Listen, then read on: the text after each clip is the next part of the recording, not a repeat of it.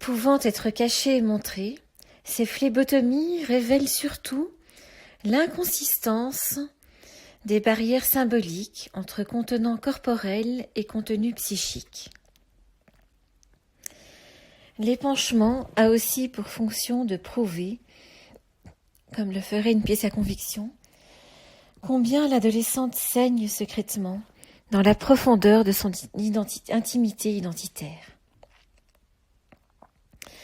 Le sang qu'elle décide de faire couler interroge-t-il le mystère de sa féminité menstruelle? Revendique-t-elle ainsi une volonté de maîtrise sur le flux cyclique qu'elle subit chaque mois à son corps défendant? La blessure qu'elle s'inflige représente-t-elle celle de la castration au féminin? De quelle impossible coupure l'adolescente cherche-t-elle à témoigner? Elle, dont l'expérience clinique nous apprend que le lien de dépendance à la mère est souvent aliénant. S'agit-il plutôt de révéler l'indicible, c'est-à-dire la plaie non cicatrisée d'un corps meurtri par l'inceste ou le viol? Quel que soit le sexe, la précipitation d'une auteure, en contradiction avec la dite propension féminine à éviter une atteinte à l'intégrité corporelle trop dégradante, est le plus souvent corrélée à une pathologie mentale avérée. Un suicidant par précipitation sur 2 souffre de troubles mentaux de la série psychotique. Cette modalité suicidaire peut trouver une illustration dans le mythe de Narcisse, mortellement fasciné par son image qu'il tente en vain de ravir. Je cite encore Xavier Pomeroy dans le même livre, page 47. Atteints dans leur identité, exécutant au pied de la lettre une ultime tentative de vicariance de l'image de soi, les suicidants par précipitation ne seraient-ils pas précisément ceux qui traversent leur miroir, brisant tout à la fois leur image et leur double, brisant du même coup toute perspective dialectique du corps et de l'esprit, de l'extérieur et de l'intérieur, de l'amour et de la haine, du conscient et de l'inconscient.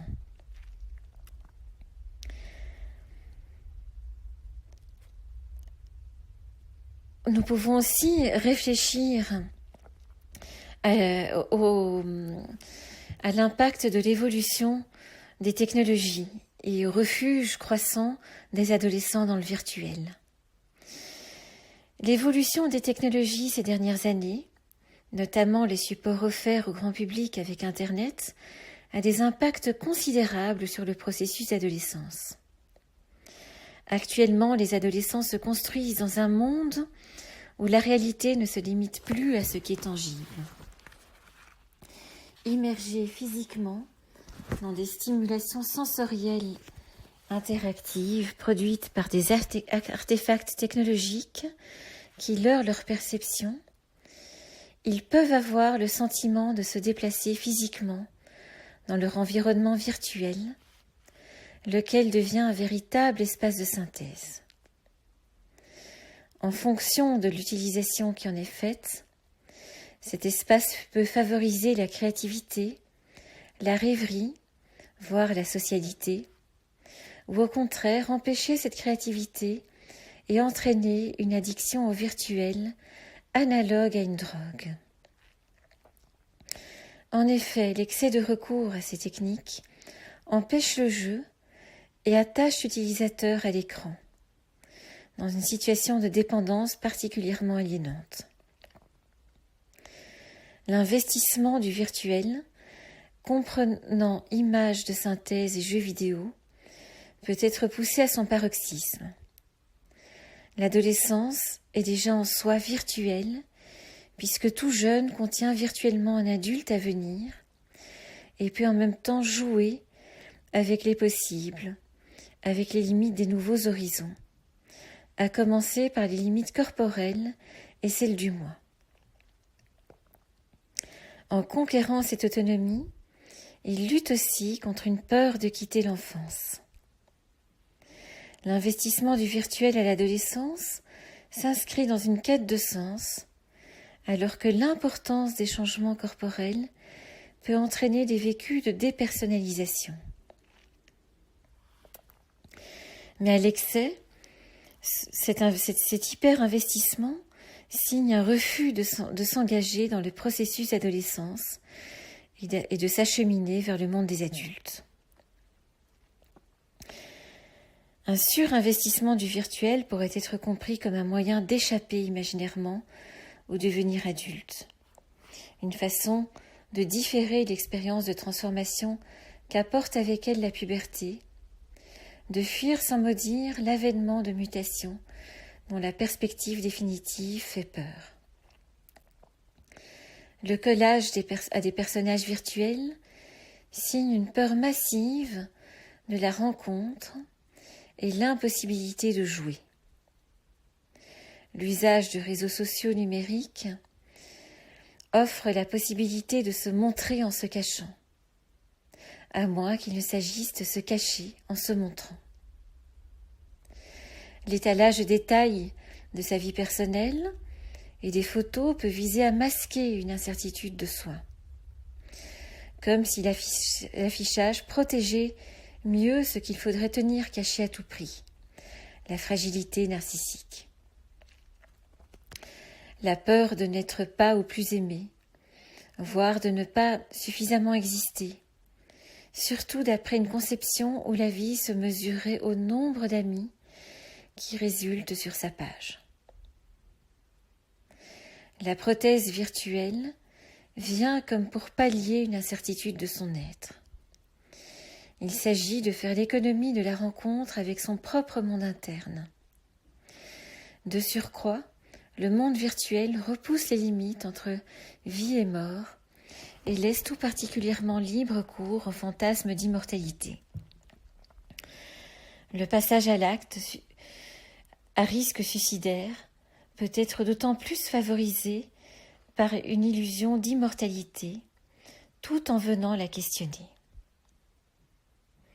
Je voudrais à présent parler de mes propres expériences et mes propres travaux. Donc mes propres expériences cliniques de suivi d'adolescents suicidants à l'hôpital et l'observation de l'évolution du fonctionnement psychique à moyen terme m'ont permis de repérer, lorsque l'évolution à moyen terme est favorable, des éléments du fonctionnement psychique communs à ces adolescents qui semblent bien s'en sortir. J'ai travaillé à partir des représentations qu'ils ont partagées avec moi en suivi après leur acte, c'est-à-dire ce qu'ils évoquent spontanément dans leur récit et ce qui subsiste des événements dans leur espace interne. À partir de ces représentations, leur acte a priori insensé peut progressivement prendre sens, et cette mise en sens constitue un levier thérapeutique. C'est vraiment ce que j'ai voulu montrer dans mon ouvrage « Le geste suicidaire à l'adolescence, tuer l'infance ». Une amélioration du fonctionnement psychique apparaît plus importante chez les adolescents qui parviennent à exprimer, dans les jours qui suivent leur tentative de suicide, des scènes de séparation et des représentations de meurtre, surtout des scènes infanticides. Cette constatation a permis de souligner la fonction organisatrice des scènes meurtrières et de proposer une métaphore pour saisir un sens latent du geste suicidaire et pour stimuler la créativité du thérapeute. Le meurtre de l'infance. Autrement dit, en tentant de se suicider, les adolescents chercheraient avant tout à tuer la part de soi dépourvue de parole, à l'instar du bébé en soi n'ayant pas l'usage de la parole. La part de soi radicalement impuissante, assujettie au désir d'autrui et débordée par une pulsionnalité dont elle ne sait que faire. Au cours des suivis, la représentation et la mise en mots des fantasmes de meurtre contribuent à rétablir des identifications subjectivantes. Les fantasmes meurtriers permettent de reconnaître l'agressivité en soi et de réfléchir aussi et de définir aussi son destinataire. S'empêcher de ressentir de l'agressivité envers l'autre entraîne un retournement de cette agressivité contre soi, dans un processus suivant une logique mélancolique telle que décrite par Freud. Le sujet s'isole et s'autodéprécie constamment, au point de se laisser envahir par l'objet haï dans son moi et d'alimenter une haine contre soi. Au contraire, reconnaître l'agressivité comme adressée à l'autre suppose à minima l'intériorisation d'objets suffisamment vivants, pouvant être ressentis comme survivants au mouvement agressif. C'est pourquoi, quand l'adolescent peut y avoir recours, les fantasmes meurtriers ont un rôle de contenant organisateur de la psyché. Leur évitement ou leur déni semble favoriser les risques suicidaires, d'où l'importance d'accompagner l'adolescent vers leur figuration et leur expression. Ainsi, plutôt que de recourir à l'acte destructeur, il sera d'autant plus enclin à utiliser la parole et la pensée. En donnant sens à ses sens, l'adolescent accroît ses capacités de choix. Je vais terminer par une vignette clinique. Je vais vous parler de Sabrina, 16 ans, hospitalisée à la suite de 2 tentatives de suicide consécutives à 4 jours d'intervalle. Son geste semble impensé. Elle répète en boucle « J'en avais marre. J'en avais marre de la vie. Enfin, je ne pouvais plus supporter ma vie, donc j'ai décidé de mettre enfin. » Après des relances et des questions pour tenter de lever son inhibition, elle se décrit comme une personne qui dramatise énormément. Elle n'a pas supporté ses mauvaises notes au lycée, dans une filière exigeante, et se sentait en surcharge de travail. Ce sentiment la submerge déjà depuis un moment. Je me rappelle 2 fois où j'ai eu en dessous de 10 et j'ai craqué.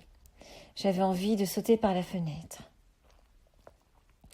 Elle décrit son lycée comme plutôt aisé et bourgeois, alors que ses parents ne le sont pas, dit-elle. Même si ses parents ne la privent de rien, dit-elle, elle ressent une différence avec ses amis, quand bien même ceux-ci ne la voient pas. Je donne une autre facette de moi-même aux autres personnes qui ne me connaissent pas réellement. Cet effort de paraître, dans un environnement où les jeunes ont plus de moyens, lui coûte. Elle ne peut pas s'offrir des vêtements de marque et se sent envieuse, ce qu'elle a du mal à vivre. Elle attache beaucoup d'importance à son apparence physique. Elle fait part de ses changements de look vestimentaire et de coiffure. Malgré cet investissement narcissique de façade, une dévalorisation de soi apparaît au devant de la scène avec un sentiment de ne pas être comprise, d'être en décalage, bizarre, ce qui entraîne un retrait et un isolement. Elle a du mal à réconcilier les différents aspects d'elle, qu'elle semble vivre comme disparates, voire opposés. J'ai des réactions parfois incompréhensibles et très spontanées. Enfin, je peux m'énerver très vite, comme je peux rire très facilement. Donc je me donne aussi une facette, une face de fille forte qui s'en fout un peu, mais qui en fait, c'est pas le cas. Enfin, j'aime pas qu'on montre mes sentiments, et j'aime pas qu'on essaie de trop me comprendre, et donc je me suis refermée sur moi-même et sur ma vie familiale. Une déception sentimentale, dont elle n'a parlé à personne, a accentué son sentiment de solitude. Néanmoins, elle parle de ses relations à sa mère comme étant très amicales. Elles rigolent beaucoup ensemble, dit-elle. Après l'avoir décrite comme amusante, elle fait part de la maladie psychiatrique de sa mère, de sa psychose érotomaniaque, à présent stabilisée par les médicaments. Elle se souvient de ses violences, surtout envers sa sœur, d'idées délirantes, de ses croyances qu'il y avait des caméras partout dans la maison, ou qu'elle était pourchassée par un surhumain qui la terrorisait, de ses crises classiques. Elle se dit peu proche de son père, avec qui tout se passe bien. Et met surtout en avant sa proximité avec sa mère, jusqu'à ce que je grandisse. Nous pouvons comprendre que Sabrina se vit comme tiraillée entre une angoisse d'intrusion et une angoisse d'abandon, comme si grandir impliquait une rupture.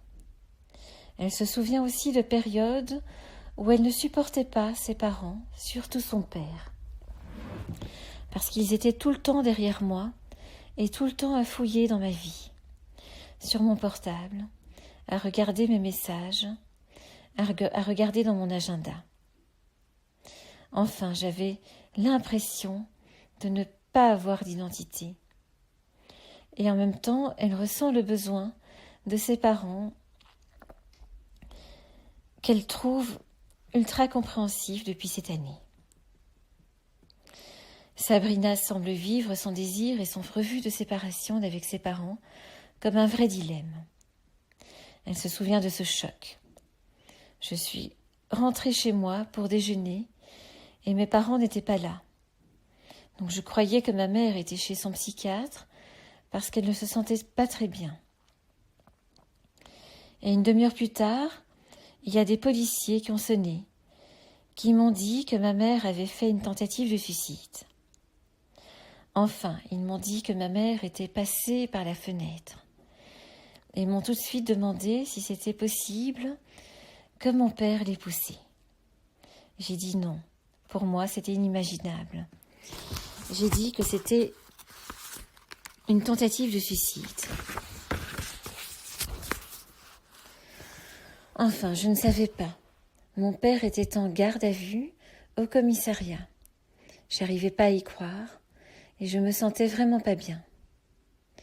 J'ai appelé une amie et mes amis m'ont ouvert leur porte.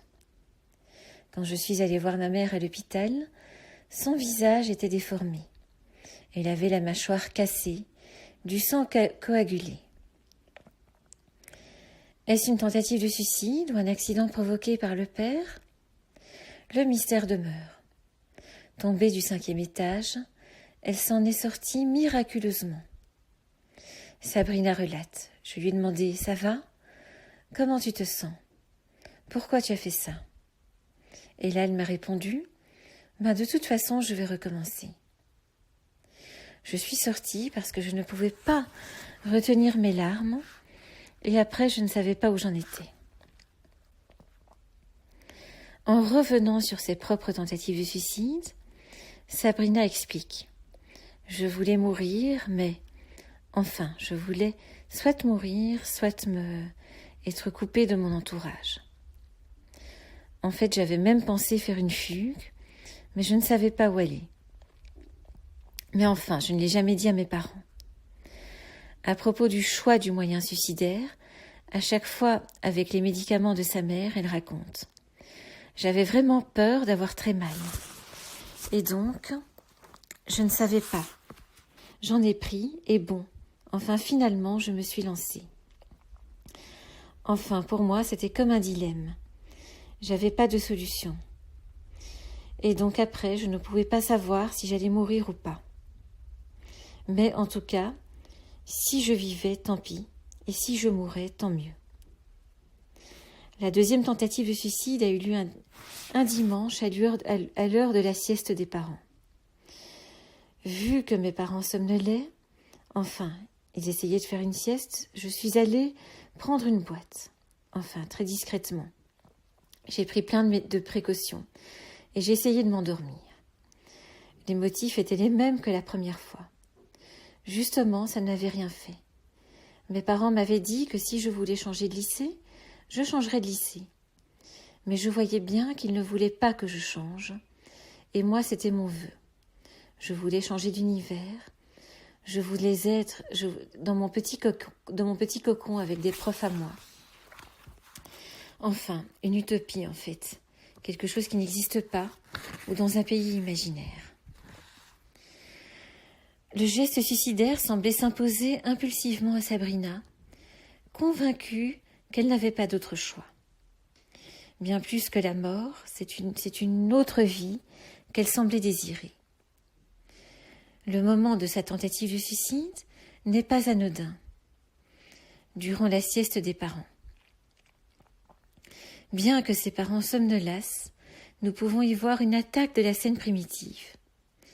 C'est le couple parental qui semble avant tout visé, et à travers le couple, sa propre conception. Un fantasme d'auto-engendrement semble à l'œuvre, avec un vœu de changement radical de vie, la quête d'un univers sur mesure, gravitant autour d'elle, peuplé d'adultes dévoués et s'ajustant à ses besoins.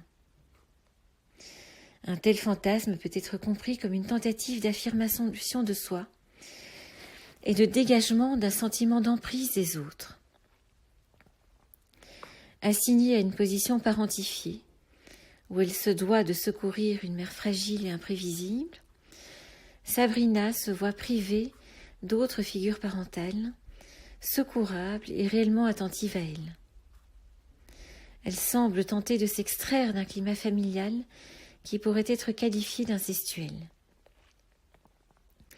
Climat où souffle le vent de l'inceste, sans qu'il y ait inceste, selon Rakami, tout en étant en manque de repères identitaires et d'appui identificatoire. Un an plus tard, elle parle de son père comme étant celui qui lui apprend tout. Il m'apprend à avoir du recul par rapport aux choses que j'entends, que je vois, que je lis. C'est lui qui s'occupe un peu de ma formation. Enfin, il y a l'école bien sûr, mais il m'apporte un peu plus d'aide en philosophie, par exemple.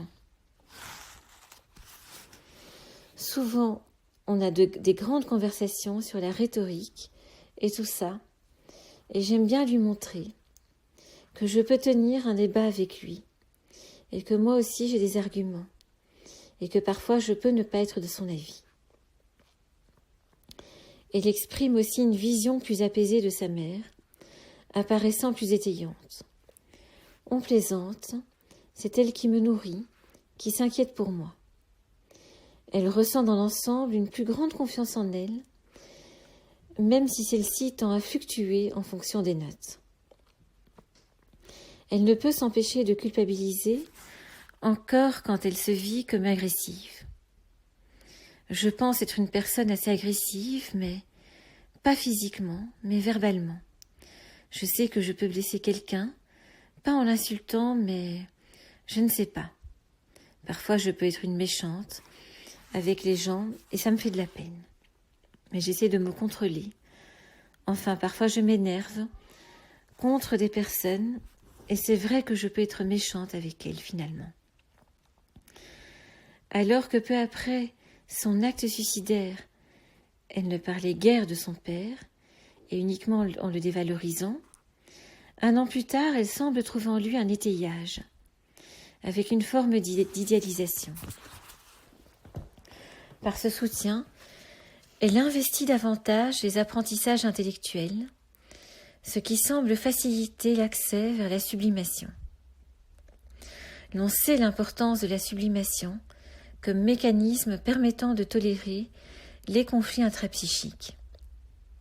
La gestion de l'agressivité est ainsi moins malaisée, bien que Sabrina semble consciente des difficultés subsistantes lorsqu'il s'agit d'exprimer des affects désagréables à l'égard de son entourage.